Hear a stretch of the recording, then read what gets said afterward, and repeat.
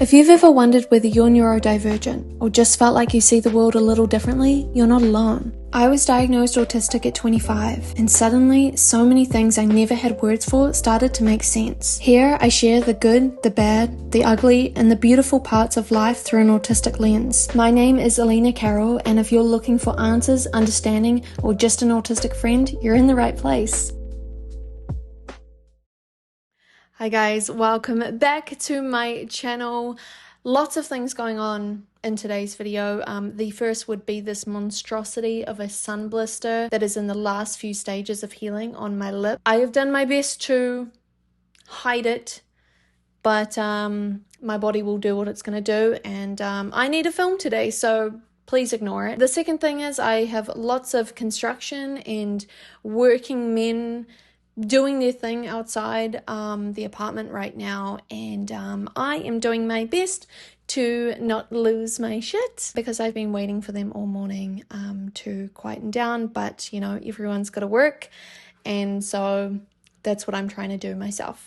Sorry to interrupt the video, but I almost forgot to share something very, very exciting, you guys. I have actually just become a pro host on the platform ShareWell. This is not a sponsored post or anything like that. Basically, I am going to be hosting talks, sharing my experiences with you guys. I am going to be hosting 1-hour talks at the same time every single week, and you guys can come and join in on the conversation, come and talk to me, listen to me, share your experiences. And it's basically finding a community online, which is something that I have kind of talked about in my videos. So yeah, I will put the link to my profile down below if you guys want to come along and join. My very first session is going to be next week, which I'm a little bit nervous for. So anyway, sorry to interrupt. Let's continue with the video. Now, enough of that. I want to jump into today's video, which is all about crushes, romance, the confusing world of dating, how we navigate those emotions and those feelings as autistic people. And this has kind of been something that has cropped up for me in my life because I am actually dating somebody, which has been very, very unexpected, but so incredible as well. I feel like this time in my life has felt like nothing that I've ever really experienced before. And trust me, I've been through a lot of experience when it has come to dating and crushes and understanding what that even means. Probably more on the negative side, I would say. It's never really been something that I've enjoyed or understood. But because I'm in this place in my life where things feel really exciting and there's a lot of hope and enjoyment, I want to talk about that today, and how things have been for me in the past. And so maybe you guys can relate to that. So without any further ado, let's just jump right into the conversation. I made a video quite a few months ago now all around like dating and autistic people, and I talked about the topic of limerence. And I still think it is a very, very valid definition, I think, to use for autistic people. Basically, what limerence is, it is this very heightened state for crushing on someone. It is fantasy building, idealizing the person, right? Emotional dependency. When you are going to crush on someone, you don't just do it in a very small, contained way. It is big and it kind of takes over. And I think this is very representative of wider parts of our lives. You know, when we do something, we either do it 0 to 100. I don't think that there's really ever an in-between. So why are autistic people more prone to limerence? I think we have brains that are intense pattern seekers. So we can be really strongly watching and observing someone's behavior, and if that resonates in some way with what we believe we need or want in our lives, we can grow extremely attached. Not only this, but if you're anything like me, you have very strong emotional imagination, strong daydreaming tendencies, just kind of getting caught up in the what could be. Perhaps as well, it's the difficulty in reading reciprocal cues from the other person. We are extremely detail-oriented people, and so just the smallest things like, eye contact or using emojis. If someone reacts to our stories or they like something that we post online, the dopamine hit that comes with that. I mean, for everyone, absolutely, particularly if you like someone, the dopamine hit that comes with that. But because we look toward the smallest of things, the dopamine is so intense and strong. I think limerence can make us feel in love without the proper groundwork or the real connection forming. Oh my god, the construction is just louder and louder. What the hell? Okay, anyway, we will just carry on because I will lose it if I don't. I was definitely the type of teenager that had a lot of crushes, and I truly would believe like I'm in love with this person, and I had nothing to do with them. In fact, I barely spoke to these people. I mean, I think a lot of that was down to masking and trying to appear normal next to my friends, and really questioning my sexuality and etc., etc. But at the end of the day, I was a very intensely loving, crushing girl. I think because of this, we can have a really hard time kind of differentiating the fantasy closeness that we might be feeling and also the actual relational compatibility. That can be really, really hard to detect. And so, yeah, I think we are more prone to getting lost and caught up in fantasies and these pictures, these images that we've got in our heads. When I am talking about all of these things that I am talking about in today's video, do not think for 1 minute that I am saying that I am any better than anybody else. I am speaking from experience here. Please just know you're not alone in these feelings. I want to dive a little bit deeper into the why. Why does this happen? The parasocial style obsessions. Let's start there. If you're anything like me and you're a female, you no doubt have had the experience of someone becoming a special interest in a lot of ways. Very much like our special interests, we can feel as though we know the person or the thing really deeply with minimal interaction, because we do such a deep dive into the person or to the thing that it does feel like, no, I know them. I know what they're like. I know what their interests are. I know this person very, very deeply, and that may not be the case. Perhaps you have treated your crushes like a puzzle to solve. Like if I just understand them, then they're going to like me. Therefore, they're going to love me, and we are going to be together because I know them better than anybody else has in their life. We can get lost in creating imagined scenarios. As I said, big daydreamers over here, specifically me, and kind of imagining like future conversations, scripting in our heads what we're going to say, what they're going to say, how they're going to look at us, how we're going to react to that. I touched on briefly about autistic people's abilities to have insane pattern recognition, and I think how this comes into play with crushes is we overanalyze absolutely everything. I've learned a little bit more from dating, and I've learned this term that I brought up in a past video, and that was relationship OCD. And I think in some ways it comes into play here, but that's more so like when you're in a relationship with somebody, or not even in a relationship, but you've built some type of bond, friendship, connection with the person versus like maybe a distant crush. And that is like overanalyzing every conversation, their word choice, their eye contact, their body language. We can get so wrapped up in the details and what do they mean.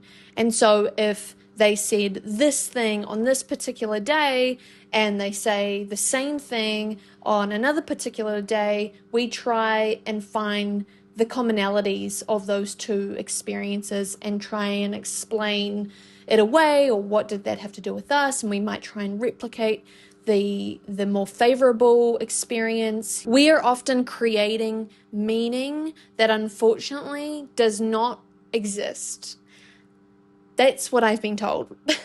It does feel like there's a lot of meaning, and we can be reading into situations because that's what we do. We read into everyday situations because we have always got the situations kind of wrong. For a lot of us, we have misread socially the cues, and that has gotten us into trouble. And so we seek out the patterns in order to explain what's going on. With crushes comes a lot of intense emotions and emotional dysregulation. I think honestly for anyone, crushes can be so fun, but they can feel like the death of us, quite honestly. Particularly in quite ambiguous or unstructured relationships, when there is no kind of clear certainty of where it's going to go, this can lead to a lot of emotional fallout, a lot of emotional dysregulation. The highs can feel so high, and so we can spiral upwards, almost feeling this over attachment to the person through one good interaction or one really nice moment. Like maybe you were able to have a really great conversation. You know, when I'm talking about crushes, I am talking like a full spectrum. So this might be someone that you've never even spoken to and you made eye contact, and you can still spiral up and feel the over attachment just from eye contact. Or it might be someone that you're actively like going on dates with and crushing, and maybe you're like actually gotten to the point of kissing them and hanging out with them. It doesn't really matter. What I am talking about here is anyone that you feel some sort of over connection to, and this over attachment to can spiral through the smallest of things.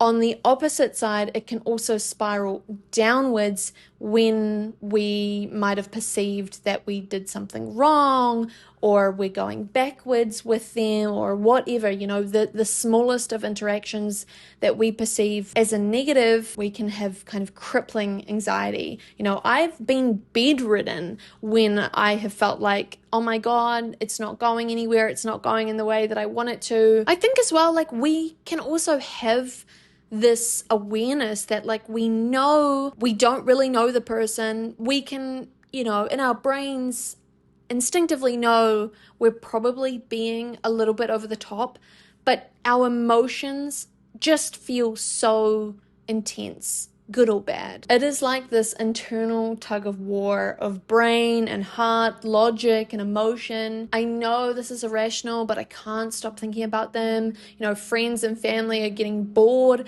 of hearing about them. It's so silly now that I think about it. But there was a boy in my school that I guess I just labeled him as, right, I need a crush. I don't actually want a relationship. I don't want anything to do with the person. He was someone that I never had spoken to before, but I basically, every single lunchtime with my friends, would assign them a role of like, please watch him to see if he's giving me eye contact so that I don't have to look at him, so that I don't have to look vulnerable, so that I don't actually have to look even one bit interested. So from his point of view, I never looked at him. He didn't even know who I was. He was probably just looking over in our vicinity, not at me. But my friends would be like, he's looking, right now he's looking. And that was enough to be like, oh, he's into me.